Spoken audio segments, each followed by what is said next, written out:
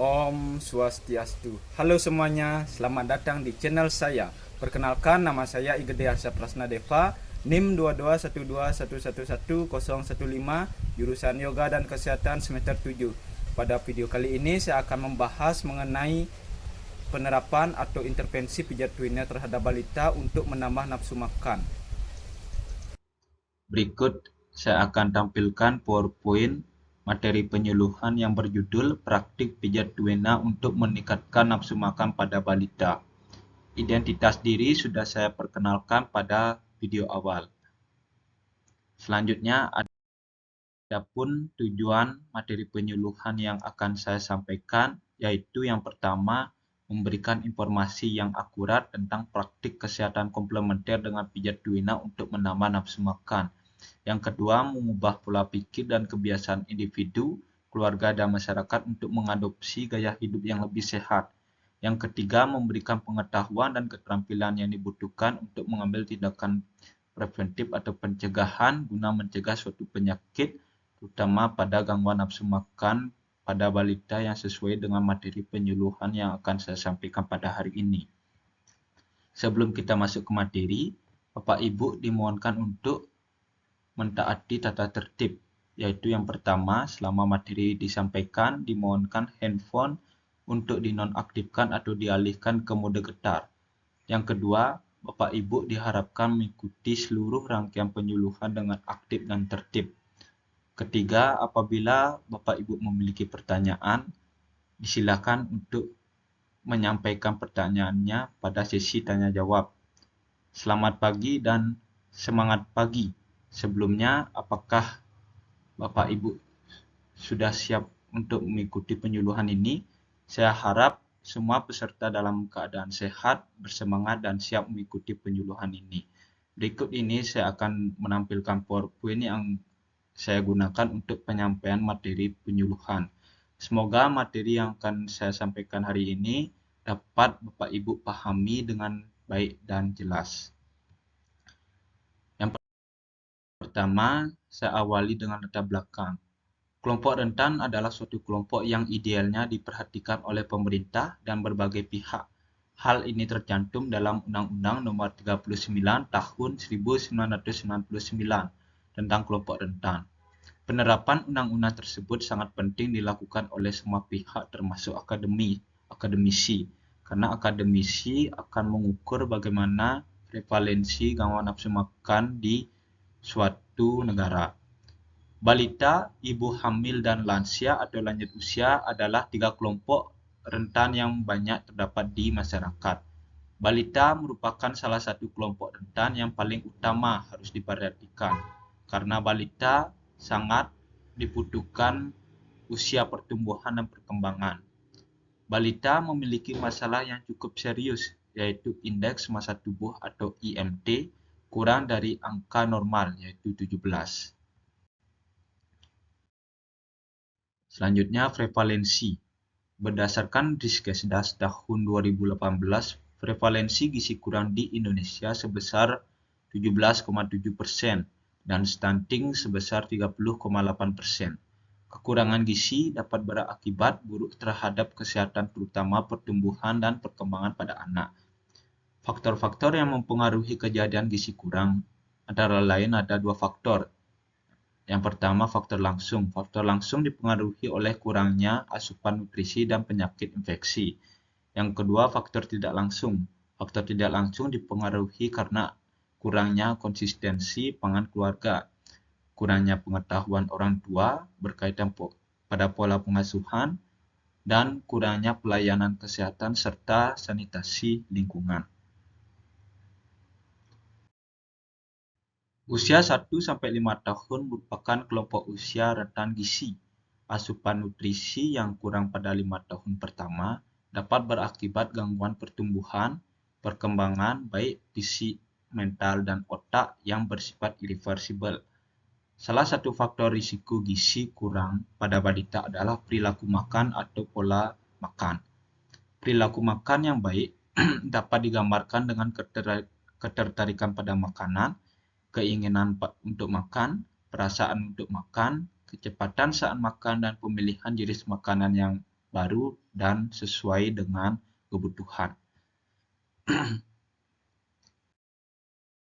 Pengobatan komplementer banyak menjadi pilihan terapi alternatif. Pengobatan komplementer merupakan pengobatan non-konvensional atau non-farmakologis yang tidak mengandung bahan kimia obat atau metode praktik secara langsung, yang dimana bertujuan untuk meningkatkan derajat kesehatan masyarakat melalui upaya promotif, preventif, kuratif, dan rehabilitatif yang diperoleh melalui pendidikan terstruktur dengan kualitas, keamanan, dan efektivitas yang tinggi, berlandaskan ilmu pengetahuan biomedik. Salah satu terapi komplementer secara alternatif dan penyembuhan secara holistik yaitu pijat tuina. Selanjutnya, pengertian pijat tuina. Pijat tuina merupakan salah satu metode pengobatan tradisional yang berasal dari Cina. Pengertian dari tui adalah menekan dan na artinya menggenggam.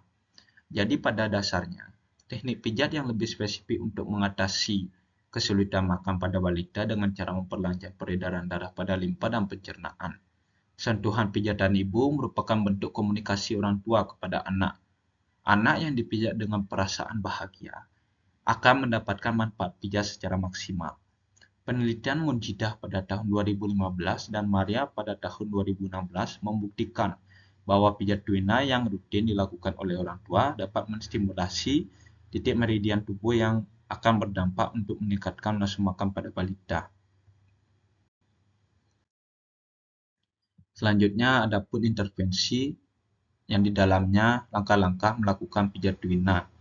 Langkah-langkah pijat tuina hanya boleh dilakukan 1 kali dalam sehari selama 6 hari secara berturut-turut. Pijat tuina bisa dipraktikkan di rumah secara mandiri. Langkah-langkahnya yaitu yang pertama, tekuk sedikit ibu jari anak dan gosok garis pinggir ibu jari di sisi telapaknya. Pijat dari ujung ibu jari hingga ke pangkalnya. Seperti ini sebanyak 10-50 kali.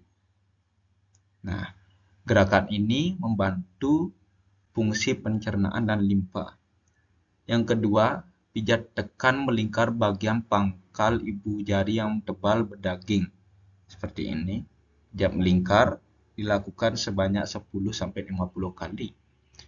Jadi fungsinya untuk menguraikan akumulasi makanan yang belum dicerna serta menstimulasi kelancaran sistem pencernaan. Yang ketiga, gosok melingkar tengah telapak tangan sebanyak 10-50 kali dengan radius lingkaran kurang dari 2/3 dari tengah telapak tangan ke pangkal jari kelingking, seperti di tengahnya saja pada poros telapak tangannya. Fungsinya untuk memperlancar sirkulasi darah. Yang keempat, tusuk dengan kuku, tekan melingkar titik yang berada di tengah lekuk buku jari. Ini dekat dengan telapak dan pijat tekan sebanyak 30-50 kali secara melingkar. Pijat dengan kuku di setiap titik. Langkah ini untuk memecah stagnasi di meridian. Selanjutnya, tekan melingkar dengan bagian tengah telapak tangan tepat di area pusar dengan gerakan searah jarum jam. Pijat ini dilakukan sebanyak 10-50 kali. Gerakan memutar ini difungsinya untuk menstimulasi makanan agar lebih lancar. Tepatnya di area pusar. Yang selanjutnya, yang keenam, gunakan kedua ibu jari untuk menekan dan membuat gerakan memanjang di bawah rusuk menuju perut samping sebanyak 10-50 kali. Fungsinya untuk memperkuat fungsi limpa, lambung, dan memperbaiki pencernaan. Yang ketujuh, lakukan gerakan melingkar dengan ditekan di area bawah lutut bagian luar di bawah tempurung lututnya sebanyak 10-50 kali. Fungsinya untuk menyelaraskan lambung, usus, dan pencernaan. Yang kedelapan, pijat punggung dan tekan dengan ringan dari atas ke bawah dan cubit kulit di kiri kanan tulang ekor merambat ke atas. Lakukan pijatan ini sebanyak 3-5 kali. Langkah ini mendukung aliran energi Qi atau prana. Mungkin Bapak Ibu bisa mengulang video saya secara berulang-ulang untuk memahami praktik pijat tuina atau langkah-langkah pijat tuina. Selanjutnya, simpulan. Pijat tuina merupakan metode terapi tradisional Cina yang berfokus pada meridian dan titik akupresur untuk memulihkan keseimbangan energi atau yang disebut dalam Cina Qi dan aliran darah. Terapi ini menggunakan berbagai teknik dasar seperti mendorong, atau tui, menekan, atau mencubit na. Semuanya bekerja menyeluruh pada jaringan otot, sendi, dan sistem energi pada tubuh. Dengan pemahaman yang tepat tentang prinsip, teknik, dan aplikasi, pijat tuina dapat menjadi terapi komplementer dalam meningkatkan kualitas hidup dan kesehatan tubuh secara holistik. Baik, sekian materi penyuluhan yang dapat saya sampaikan. Apabila Bapak Ibu memiliki pertanyaan, bisa ajukan pertanyaan melalui kolom komentar di YouTube saya. Terima kasih. Demikian tadi materi penyuluhan yang dapat saya sampaikan. Saya ucapkan terima kasih kepada Bapak Ibu. Semoga materi penyuluhan ini dapat bermanfaat, menambah wawasan terkait intervensi pijat tuina terhadap balita untuk menambah nafsu makan.